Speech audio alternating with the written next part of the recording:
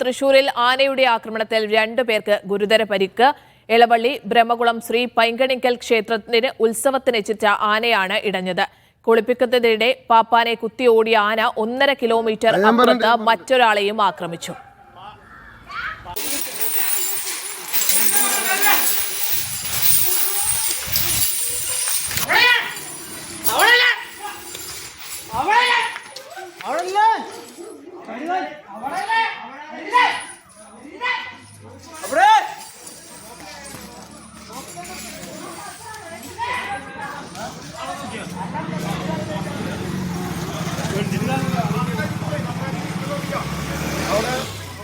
K Akhil വിവരങ്ങൾ പങ്കുവെക്കാൻ ചേരുന്നുണ്ട് തൃശൂരിൽ നിന്ന്. അഖിൽ, ആദ്യം അറിയേണ്ടത് ഈ ആനയെ ഈ ഘട്ടത്തിൽ തളയ്ക്കാൻ സാധിച്ചിട്ടുണ്ടോ? അവിടുത്തെ സാഹചര്യം എന്താണ്? അതോടൊപ്പം തന്നെ പരിക്കേറ്റ് 2 പേരുടെ ആരോഗ്യനില കൂടി.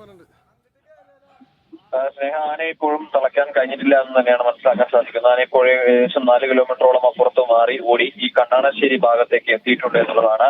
ഈ പൈങ്കണിക്കൽ ക്ഷേത്രത്തിൽ ഉത്സവത്തിന് എത്തിച്ച ആനയാണ് ഇത്തരത്തിൽ ഉച്ചയോടുകൂടി അടയുന്നത്. ആനയെ കുളിപ്പിക്കാനായി കൊണ്ടുപോയി. ഇതിനിടയിലാണ് ആന ആദ്യം പാപ്പാനെയാണ് എത്തുന്നത്.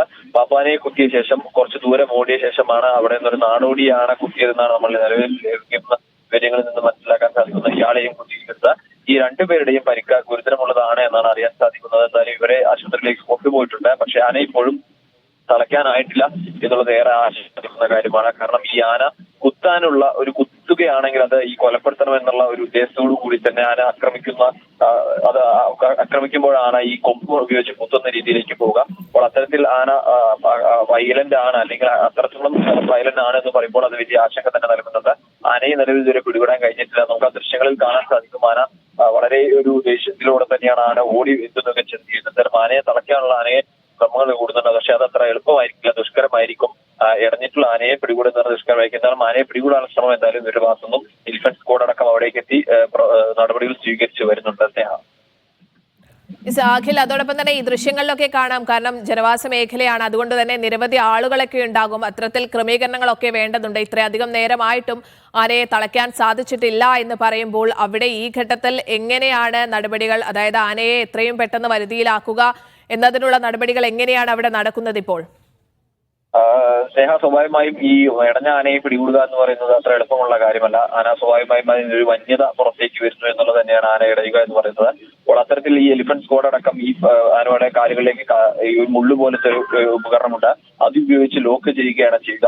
ഇത്തരത്തിൽ ആനയെ ലോക്ക് ചെയ്ത ഒരു ഭാഗത്ത് നിർത്താൻ കഴിയണം. തുടർന്നായിരിക്കും ഈ വടമിട്ട് കെട്ടുകയൊക്കെ ചെയ്യുക. പക്ഷേ ഇത്തരത്തിൽ അക്രമകാരിയായി മുന്നോട്ട് പോകുന്ന ആനയെ പിടികൂടാൻ എളുപ്പമല്ല. പക്ഷേ അതിനെ പിടികൂടാനുള്ള സമയം എലിഫന്റ് സ്ക്വാഡിന്റെ ഭാഗത്ത് നടക്കമുണ്ടാകും. സ്വാഭാവികമായും ഈ ഉത്സവങ്ങളൊക്കെ ഉണ്ടാകുമ്പോൾ അവിടേക്ക് എലിഫന്റ് സ്ക്വാഡ് അടക്കം ഇതിന്റെ ഒരു നിരീക്ഷണം ഈ മേഖലയിൽ ഇത്തരത്തിൽ സ്വാഭാവികമായ ആനകൾ ഇടയുന്ന സാഹചര്യം ഉണ്ടാകും.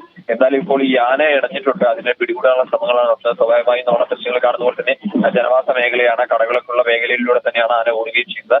കിലോമീറ്ററുകൾ ഇതിനോടൊക്കെ തന്നെയാണ് ഓടിക്കഴിഞ്ഞിരിക്കുന്നത്. ഈ ഇടഞ്ഞ ഭാഗത്തും ശരി അഖിൽ, തൃശൂർ എളവള്ളിയിലാണ് ആന ഇടഞ്ഞത്. നിലവിൽ ഈ ഘട്ടത്തിലും ആനയെ തളയ്ക്കാൻ സാധിച്ചിട്ടില്ല. അതിനു വേണ്ടിയുള്ള എലിഫന്റ് സ്ക്വാഡ് അടക്കം അവിടെ എത്തി. അതിനുവേണ്ടി ദ്രുതഗതിയിലുള്ള നീക്കങ്ങളാണ് നടക്കുന്നത്. ആനയുടെ ആക്രമണത്തിൽ 2 പേർക്ക് ഗുരുതരമായി പരിക്കേറ്റിട്ടുണ്ട്. കെ അഖിൽ തൃശൂരിൽ നിന്ന് വിവരങ്ങൾ പങ്കുവച്ചത്.